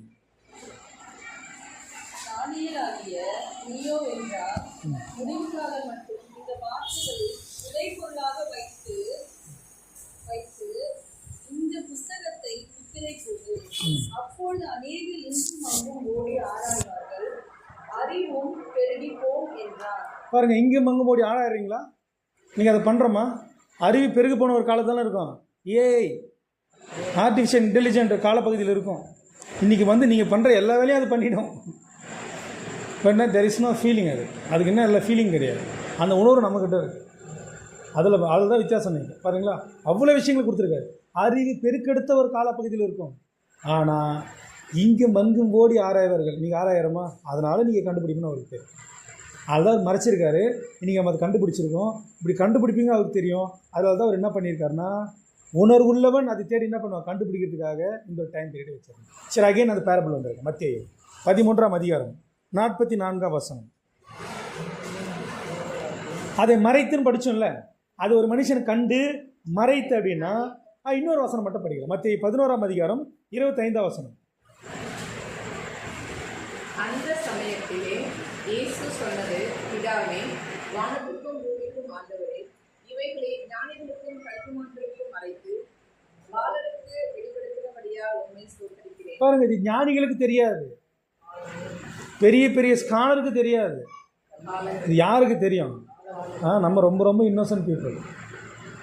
நாம் தேவனை மட்டுமே நம்பி வாழக்கூடிய ஒரு மைண்டில் இருக்கிற ஜனங்களுக்கு மட்டும்தான் இது வெளிப்படுது. அதனால தான் இன்றைக்கி பயங்கர கிரேட்டர்ஸ் சயின்டிஸ்ட்லாம் இருக்காங்க. யாருக்கும் புரியாத ஒரு ரகசியம் இன்றைக்கி யாருக்கு புரியுது அப்படின்னா இன்றைக்கி நமக்கு புரிய வைக்கிறார் அப்படின்னு சொல்லிட்டு ஞானிகளுக்கும் கல்விமான்களுக்கும் மறைத்து வேதகராகி நமக்கு அது என்ன பண்ணியிருக்காருன்னா அது வெளிப்படுத்தியிருக்கிறார். நாம் அது பண்ண அல்ல மறங்க. தேவன் விரும்புவது நறுகுண்டதும் நொறுகுண்டதுமான ஆவி தான். தேவனே, நான் ஒன்றுமே இல்லை தேவனே, நான் ஒரு குப்பை தேவனே, நான் ஒரு தூசி தேவனே, நான் ஒரு மண்ணு தேவனே. இந்த மாதிரி வசனம் எங்கே தான் இருக்குது? வேதத்தில் தான் இருக்குது. நான் யார் தெரியுமா அப்படின்னா என்ன ஆகும்? ஆமாம், நீ யார் அப்படின்னு கேள்வி கேட்டு பாருங்கள். ஜீவன் போன பிறகு நீ ஒரு டெட் பாடி, அவ்வளோதான். மனுஷனை நீ மண்ணாக இருக்கிறாய், மண்ணுக்கே இருக்கிற நத்திங், மரணத்துக்கு அப்புறம். ஆனால் மரணத்துக்கு அப்புறம் ஒரு ஜீவன் இருக்குது. அதை சரியாக உணர்ந்து புரிகிறவர்கள் தான், புரிந்து கொள்வர்கள் யாருன்னா இந்த பேதைகள். அதுதான் ஞானிகளுக்கும் கல்விமான்களுக்கும் மறைத்து இன்றைக்கி நமக்கு என்ன பண்ணியிருக்காரு? அதை வெளிப்படுத்தியிருக்கிறாரு அப்படின்னு இருக்கு. சரி, இப்போ அடுத்தது மத்திய 13ஆம் அதிகாரம் 44ஆம் வசனத்தில் மறைத்துக்கு அப்புறம் என்ன இருக்குது? அதை படிக்கும். அதை பற்றிய சந்தோஷத்தினாலே போய் தனக்கு உண்டான எல்லாவற்றையும் விற்று அந்த நிலத்தை கொள்கிறான். அதை பற்றின சந்தோஷத்தினாலே போய் அவர் பரலோகத்திலிருந்து பூமிக்கு வந்து தனக்குண்டான எல்லாவற்றையும் விற்கிறாரா, சேல் பண்ணுறாரா. என்ன சேல் பண்ணார் பாருங்கள், உங்களுக்கு நல்லாவே தெரியும். அப்படியே கவனிங்க. பரலோக ராஜ்யத்தில் இருக்கும்போது அவர் ஒட்டுமொத்த சிருஷ்டிப்புக்கும் ஆல்ஃபானா யார் தான்? இவர் தான். பிதாபக்தியருடைய முதல் சிருஷ்டி யாருன்னா இவர் தான். இவருக்கொண்டும் இவருக்கென்றும் இவருக்காக எல்லாமே உருவாக்குச்சு. உருவாக்குறது யார் தான்? கிறிஸ்து தான். வானத்தில் உள்ளவைகளும் பூலோகத்தில் உள்ளவைகளும் தேவன் சொல்கிற மாதிரி ரொம்ப பர்ஃபெக்டாக உருவாக்கினது கிறிஸ்து தான். இது எல்லாமே யாருக்காக உருவாக்கியிருக்காங்க? தேவன் கிறிஸ்துக்காகவே உருவாக்கியிருக்கிறார். எல்லாத்தையும் விட்டு என்ன பண்ணார்? கீழே வந்தார். லோகோஸ் அப்படின்னு ஒரு நிலைமையில் இருந்தார் அந்த ஆண்டவராக இயேசு கிறிஸ்து. தேவதூதன் அப்படின்ற ஒரு நிலைமையில் இருந்த இயேசு கிறிஸ்து, தேவனோட மடியில் இருக்க ஒரே பேரான குமாரன் சொல்லக்கூடிய ஒரு இயேசு கிறிஸ்து எல்லாவற்றையும் விட்டு தான் சிருஷ்டித்த சிருஷ்டிகளுக்காக இவர் ஒரு சிருஷ்டியாகவே வந்துடுறாரு. கீழே சிருஷ்டிகள் மாதிரியே இவர் வராரு. இவர் ஒரு கிரியேட்டர், கிரியேஷன் மாதிரியே இவர் வந்துட்டார். சொல்கிறது புரியுங்களா? பன்றிகளுக்கு முன் உங்கள் முத்துக்களை போடாதீர்கள், அது தங்கள் கால்களால் மிதித்து போடணும். இந்த உலகம் எப்படின்னா ஒரு பன்றி கூட்டம் மாதிரி, அதில் முத்து மாதிரி வந்து ஒரு விழுந்தார். எல்லா பன்றிகளும் சேர்ந்தவர் என்ன பண்ணிச்சுன்னா மிதிச்சு. இவர் பார்க்குறாரு, தன் பரிபூர்ணமான வாழ்க்கையை அப்படியே கொடுக்குறாரு. புரியுங்களா? தனக்கு கொடுத்த பரிசுத்தாவே கொடுக்குறாரு, தன் வாழ்க்கையை கொடுக்குறாரு. அவரோட வாழ்க்கை ஒரு லைனில் சொல்ல முடியாது பாருங்கள். அவர் நன்மை செய்கிறவராகவே சுற்றி திரிந்தார். நாம் நன்மை செய்கிறவர்கள் நன்மை செய்வோம், தீமை செய்கிறவர்கள் தீமை செய்வோம் தான் நம்ம என்ன பண்ணுறோம்? நம்ம இருக்கோம். ஜஸ்ட் ஒரு இதுக்காக தான். நான் உங்களை அண்டர் எஸ்டிமேட் பண்ணல. சில டைமில் நம்ம அறியாமல் புரியாமலாம் செய்யலாம். நான் உங்களை வந்து தரைக்குறவாக மதிப்பிடலை, அதனால் மன்னிச்சிங்க. இல்லை புரியுங்களா? அப்போ வந்து பார்த்தீங்கன்னா அவர் நன்மை செய்கிறவராகவே சுற்றி திரிந்தார். அவர் குவாலிட்டி அப்படி தான். ஆனால் நரிகளுக்கு குடிகளும் ஆகாயத்து பறவைகளுக்கு கூடுகளும் உண்டு. ஆனால் மனுஷகுமாரனுக்கோ அவருக்கு எதுவுமே இல்லை. எதுவுமே இல்லாத நான் யார் தெரியுமா? இப்படி இருந்தார் பாருங்கள். எல்லாத்தையும் விட்டு விட்டு விட்டு விட்டு விட்டு விட்டு விட்டு தாங்கிட்ட கொடுக்கறதுக்கு எதுவுமே இல்லை. கிறிஸ்து சொல்கிறாரு, தேவன் சொல்கிறாரு, தன் ஒரே பேரான குமாரனை தந்தொருளி இவ்வளவாய் உலகத்தில் அன்பு கூர்ந்தார். கிறிஸ்து சும்மாவா? அவர் என்ன பண்ணுறாரு தெரியுங்களா? பிதாவே, வானத்துக்கு பூமிக்கு ஆண்டவரே, இதோ என் ஜீவனை என் ஆவியை உமது கரத்துக்களாக ஒப்புக்கொடுன்னு சொல்லிட்டு தனக்கு இருந்த அந்த ஜீவனையே விற்று அதுக்கும் மேலே போயிட்டு ஆதி காலங்கள் முதல் தன் ஜீவன் போகும் காலம் வரை பிதாவாக தேவனை ஏதாவது ஒரு காலப்பகுதியில் விட்டுருக்காரா? தன்னை பெற்ற தேவனையே என்ன பண்ண விட்டுட்டார்? சிலுவையின் மரணத்தில் தன்னை பெற்ற தேவனையே விற்று இதோ உமது கரத்தில் என் ஜீவனை கொடுக்குறேன் சொல்லும்போது என்ன தெரியுமா சொல்கிறாரு? என் தேவனே, என் தேவனே, ஏன் என்னை கைவிட்டீர்? இந்த உறவுகள் இன்னைக்கு நேற்று இருந்த உறவுகள் கிடையாது. தேவனுடைய முதல் சிருஷ்டி என்னன்னா கிறிஸ்து. கிறிஸ்து வச்சு தான் வானம் பூமியில் இருக்கிற அண்ட சராசரிகளை உருவாக்குறார். அப்படி உருவாக்கின தன் ஒரே பேரான குமாரனையே கர்த்தர் தாமே அவரை நொறுக்கு சித்தமாகி அவரை பாடுகளுக்கு உட்படுத்தி அவர் எப்படி மரிச்சார் தெரியுங்களா? எப்படி மரிச்சார் தெரியுங்களா? தன்னுடைய சிரிச்சு தலையை தூக்கி, ஆமாம் நீ தேவனுடைய குமாரன் ஆனால் முதலாவது மேலேருந்து கீழே இறங்க முடியுமா அவரால்? அவங்க சொன்னவங்களை கொல்ல முடியுமா? என்ன பண்ணிட்டார்? இவர்கள் செய்வது என்னதென்று அறியாமல் செய்கிறார். என்ன ஒரு விஷயங்கள் பாருங்கள். குத்தினவர்களே பார்த்து இவர்கள் செய்வது என்னதென்று அறியாமல் செய்கிறார்கள். சகோதரிகள் அழுதுட்டு வருவாங்களே, பிள்ளைகளே எனக்காக அழுதாதீங்க, உங்களுக்காகவும் உங்கள் பிள்ளைகளுக்காகவும் நீங்கள் அழுங்க. அவரோட மீட்கும் பொருளை விவரிக்கிறதுக்கு, அவர் மீட்கும் பொருளை புரிஞ்சுக்கிறதுக்கு எனக்கு தகுதியே கிடையாது, புரிஞ்சுக்கிறதுக்கும் தகுதி கிடையாது. அப்படி தன் ஜீவனை வெளியேறப்பட்ட ரத்தத்தினாலே கொடுத்தவர் தான் ஆண்டவராகிய இயேசு கிறிஸ்து. இந்த வார்த்தை ஒன்றும் சாதாரணமான வார்த்தைகள் இல்லை. அதை பற்றிய சந்தோஷத்தினாலே போய் தனக்குண்டான எல்லாவற்றையும் விற்று அந்த நிலத்தை கொள்ளுகிறாங்க. கடைசியாக தன் ஒரே பேரான அந்த குமாரன், ஒன்லி பிகாட்டன் சன்னான நம்ம ஆண்டவராகிய இயேசு கிறிஸ்து தன் பெற்ற தேவனையே விற்றுட்டார். இப்போ அவர்கிட்ட எதுவுமே இல்லை. அவர் ஒரு மரித்த ஒரு நிலைமைக்குள்ளே போயிட்டார்.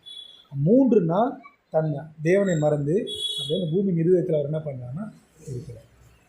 இதை பார்த்தார் பிதாவாகிய தேவன்.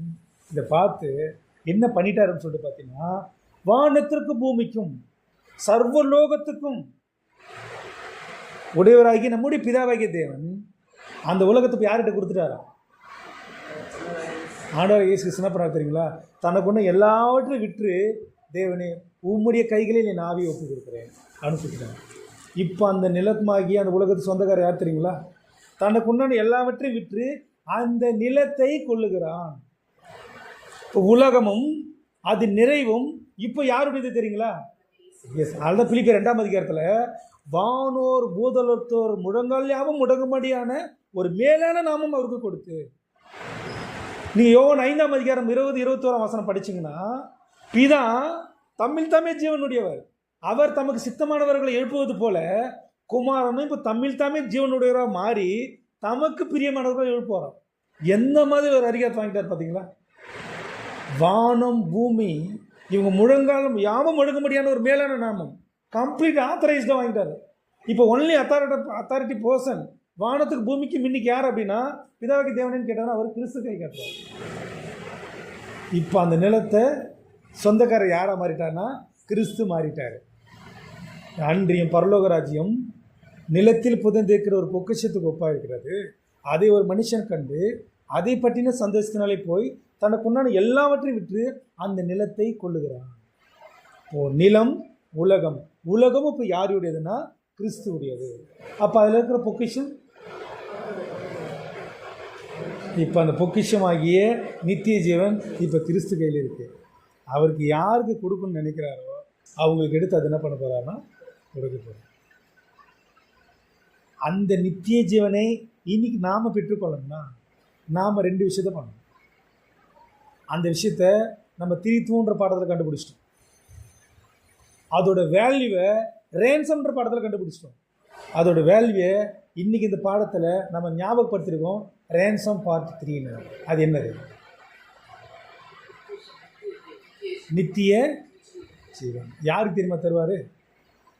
யோவான் 17ஆம் அதிகாரம் 3ஆம் வசனம்.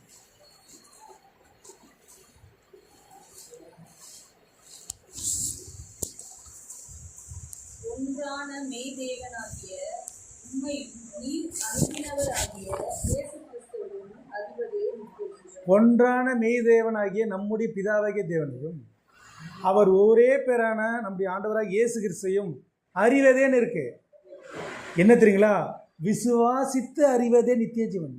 கண்டல்ல, காணாமல் தேவன் மேல் விசுவாசித்து அறிவதே நித்திய ஜீவன். அப்போ எப்படி தெரியுங்களா சொல்கிறாரு? இந்த வசனத்தின் அடிப்படையில் பிதாவாகிய தேவனையும் ஆண்டவராக இயேசு கிறிஸ்துவையும் கடைசி வரைக்கும் அவர்களை நானே தேவன் என்று நீங்கள் என்ன பண்ணுங்க அறிந்து கொள்ளுங்கள்னு சொல்கிறார். நீங்கள் அமர்ந்திருந்து நானே தேவன் என்று அறிந்து கொள்ளுங்கள். வசனம் இருக்குது சங்கீதத்தில். நீங்கள் நம்ம என்ன பண்ணிட்டு இருக்கோம்? நம்ம அமர்ந்திருந்து பிதாவாகிய தேவனையும் ஆண்டவராக இயேசு கிறிஸ்துவையும் அறிகிறோம். விசுவாசித்து அந்த அறிவுக்குள்ளே போகிறோம். இப்படி விசுவாசித்த அறிவுக்குள்ளே யார் போகிறாங்களோ அவர்களுக்கு தான் என்னது? நித்திய ஜீவன். அதான் தான் பாருங்கள், இந்த நிலமாகிய இந்த உலகத்தில் இருக்கிற பொக்கிஷத்தை கிறிஸ்து எப்படி தெரியுமா எடுத்து தருவாராம்? பாருங்கள், இப்போ நிலம் அவருடையதுன்னு இருக்கு இல்லையா? அப்போ உலகம் அவருடையதுன்னா எப்படி அவருடையதாக மாறிச்சு தெரியுங்களா? ஒரு வசனம் படிக்கலாம் பாருங்கள். 1 யோவான் 2ஆம் அதிகாரம் 2ஆம் வசனம் படிக்கணும்.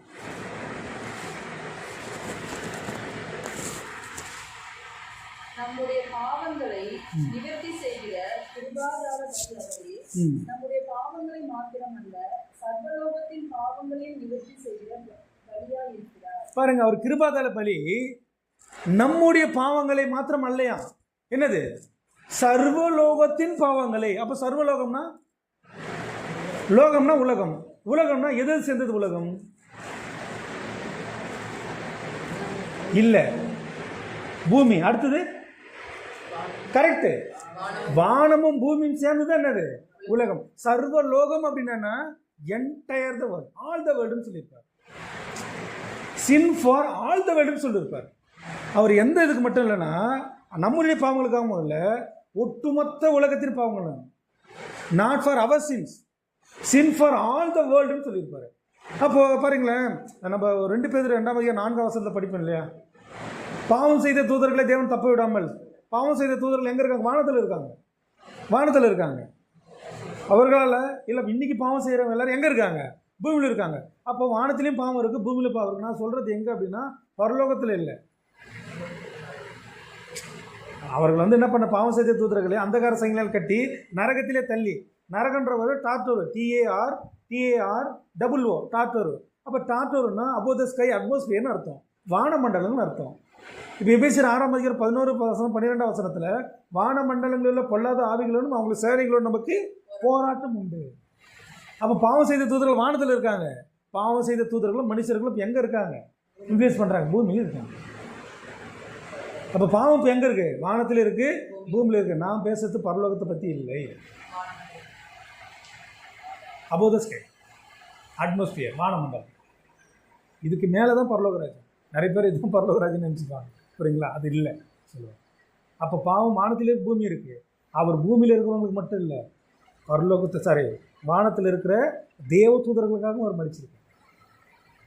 அவங்க பாவத்துக்காக ஒரு மடிச்சு. அதால் தான் இந்த இடத்துல பாருங்கள், இந்த வசனம் இருக்குது. 1 யோவான் 2ஆம் அதிகாரம் 2ஆம் வசனத்தில் கிருபாதாரி பவுலி அவரே நம்முடைய பாவங்களுக்காக மாத்திரமல்ல, அந்த வசனத்தை திருப்பி படிங்க. சர்வலோகத்தின் பாவங்களையும் நிவர்த்தி செய்கிற பலியா இருக்கிறார். சர்வலோகத்தின் பாவங்களை நிவர்த்தி செய்கிற பலியா இருக்கிறார். அந்த பலி தான் மீட்கும் பலி, மீட்கும் பொருள் சொல்லுறேன். இப்படி தான் அவர் என்ன பண்ணியிருக்காருன்னா, உலகம் அவர்கிட்ட இருக்கு. இப்போ அப்போ நிலம் உலகம்னா உலகத்துக்கு சொந்தக்காரர் அவர் தான். இப்போ அவர் யார் நினைக்கிறாரோ உயிரோடு எழுப்பி அவங்களை நித்திய ஜீவனை தருவார். இந்த அதிகாரம் உடையவராக இன்றைக்கி யார் இருக்கார் அப்படின்னா, நம்முடைய ஆண்டவராகிய இயேசு கிறிஸ்து இன்றைக்கி இருக்கிறான்னு சொல்லிப்பாங்க. ஆனால் நம்ம என்ன நினச்சிக்கிறதா, மனுஷன் not only for man, not only for the world. இங்கே கிடையாது, பூமியில் மட்டும் எனக்கு பரலோகத்துக்குன்னு சொல்லுவாங்க. இதை பற்றின ரகசியம் சொல்கிறது தான் எதுன்னு பார்த்தீங்கன்னா, இந்த மத்திய 13ஆம் அதிகாரம் 44 வசனம். கடைசி ஒரு வசனம் படிக்கணும். பிலிப்பியர் 3ஆம் அதிகாரம் 2ஆம் வசனம் படிக்கணும்.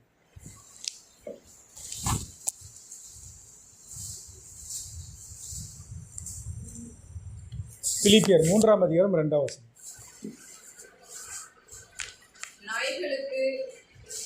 இல்லை, பிலிப்பியர் 3:2.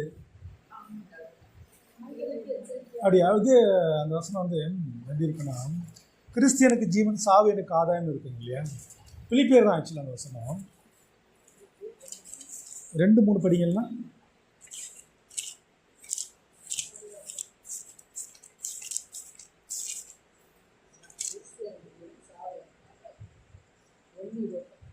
படிங்க வசனம் சொல்லிப்பா. பிலிப்பியர் 1ஆம் அதிகாரம் 21ஆம் வசனம். கிறிஸ்து எனக்கு ஜீவன், சாவு எனக்கு ஆதாயம். பாருங்க, கிறிஸ்து எனக்கு ஜீவன், சாவு எனக்கு ஆதாயம் அப்படின்னு சொல்லிட்டு யார் சிந்தையில் இந்த உணர்வுள்ள இருதயத்தோடு நடக்கிறோமோ அவங்களுக்கு நிச்சயமாக ஏதோ கொடுத்துருவாரு. அதெல்லாம் பாருங்க, ஒரு கிறிஸ்துக்குள் மரித்தால் புது சிருஷ்டியாக இருக்கிறான். நியூ கிரியேஷனை பற்றி சொல்கிறாரு. கிறிஸ்து எனக்கு ஜீவன், சாவு எனக்கு ஆதாயம். நான் மரிக்கிறதுக்கு முன்னாடி என்ன ஆகிடக்கூடாது, என்ன ஆகிடணும், என் மரணத்தில் நான் என்ன ஆகிடணும் தெரியுங்களா? நித்திய ஜீவனை சுதந்திரிக்கிற மாதிரி கிறிஸ்துவை உடையவனாவே நான் மாறிடணும். அதான் சொல்லுது, கிறிஸ்து எனக்கு ஜீவன், சாவு எனக்கு ஆதாயம். என் சாவில் கிறிஸ்துவனை நான் என்ன பண்ணியிருக்கணும், தரிச்சிட்டே இருக்கணும். அந்த மாதிரி சிந்தையுள்ளவர்களுக்கு தான் என்ன தருவார்னு சொல்லிட்டு பார்த்தீங்கன்னா, நித்திய ஜீவனை அவர் தருவார்ன்றது ஒரு காமன் கருத்து. இன்னும் நம்ம போக போக படிக்கும்போதோ இந்த வசனங்களை அப்படியே சொல்லுவார். இன்னும் நிறைய விஷயங்கள் நமக்கு என்ன பண்ணுவார்னா நமக்கு புரிய சொல்லிப்பார். இந்த சிந்தை உடையவர்கள் தான். இப்படி தான் யார் இருந்தார்? அப்போஸ்தலன் பவுல் இருந்தார். அப்போஸ்தலன் பவுல் இருந்தார். தன்னை மரிச்ச நம்ம அவர் கொண்டா கூட பரவாயில்ல, கிறிஸ்தியனுக்கு ஜீவன், சாவு எனக்கு ஆதாயம். இந்த சிந்தையோடு நம்ம என்ன பண்ணுவோம், தொடர்ந்து பார்ப்போம். இந்த ரகசியத்தை தான் மத்திய 13ஆம் அதிகாரம் 44ஆம் வசனத்தை சொல்கிறார். நம்ம படிக்கிற மாதிரி ஒரு வசனம் தான், ஆனால் அதில் இருக்கக்கூடிய ரகசியங்களை, உலகம் தோற்றம் முதல் இருக்கிற மறைவான ரகசியங்களை இந்த பேரபிள் வச்சிருக்காரு. இன்னைக்கு நம்ம அதை கண்டுபிடிச்சிட்டோம். இது அப்படியே நம்ம கை கொண்டோம்னா எங்கே போயிடுவோம், பரலோகராஜ்யம்ல போயிடுவோம். அப்படி பரலோகராஜ்யம் போகக்கூடிய ரகசியம் தான் இந்த பேரபிளில் வச்சுருக்காரு. இந்த மாதிரி அநேக பேரபிள் இருக்குது. இன்னும் தேவனுக்கு சித்தமானபடி இன்னும் அநேக பேரபிள்களை நம்ம படித்து இன்னும் அநேக தேவனுடைய திட்டங்களை நாம் புரிந்து கொண்டு தேவனுடைய ராஜ்யத்தில் நாம் ராஜாக்களாய் சென்று சேர்ந்து இந்த ஜீவனை சுதந்திரத்துக் கொள்ள தேவன் தாமே இந்த ஒரு பாடத்தின் மூலம் உங்களை ஆசிரியத்தை வழிநடத்தி வராங்க. ஒரு ப்ரேயர் பண்ணி முடிச்சிடலாம். உங்களுக்கு எதனா கொஸ்டின் இருந்தால் நீங்கள் கேட்கலாம், சரிங்களா? நான் ரெக்கார்டும் பண்ணியிருக்கேன். ப்ரேயர் பண்ணி முடிச்சிடலாம். கொஸ்டின் இருந்தால் கேளுங்க. ஜெபிப்போம். வானத்திற்கு பூமிக்கும் சகல அதிகாரம் படைத்த எங்கள் அன்பின் உண்டான மீதவரே, தேவரே உமக்கே ஸ்தோத்திரமும் துதிகளும் சதா காலங்களிலும் எங்கள் ஆண்டவராக இயேசு கிறிஸ்து நாமத்தில் ஏறத்தில் தகப்பனே, தேவரின் சித்தம் கொண்டு இந்த ஒரு நாளிலும் வேதத்தில் உள்ள ஒரு ரகசியங்கள் கூட தகப்பனே, இந்த ஒரு நாளிலும் நாங்கள் இந்த ஒரு பேரபிள் அப்படின்ற ஒரு தலைப்பின் கீழாக கூட தகப்பனே, நாங்கள் அது படித்து நாங்கள் சரியாக புரிந்து கொள்ள தேவர் தாமே எங்களுக்கு அதிகங்கள் கொடுத்த இது பரிசுத்தாவின் பரிபூர்ணமான பலத்துக்காக கூட நாங்கள் நன்றி செலுத்துகிறோம். தேவரின் இப்போது நாங்கள் கடந்து செல்கிறோம். தேவரின் எங்களை விட்டு ஒரு நாளும் கடந்து செல்லாத தேவனுடைய கிருபையும் இறக்கும் எங்களோடு கூட இருந்து நாங்கள் தொடர்ந்து வேதத்துள்ள மகத்துவங்களோடு இணைந்திருந்து தேவர் இப்படியே உண்மையும் எங்கள் ஆண்டவராக இயேசு கிறிஸ்தையும் திருப்திப்படுத்திட தேவர் தாமே தேவைப்படுகின்ற பரிசுத்தாவின் பரிபூர்ணமான பலத்தை வேண்டி இவையாவும் எங்கள் அன்பின் ஆண்டோரும் மீட்பெரும் குருவுமாக இருக்கிற கிறிஸ்தியேசின் பரிசுமுள்ள நாமத்தில் வேண்டி ஜெபிக்கிறோம். எங்கள் பரிசுமுள்ள மெய் தகப்பனே.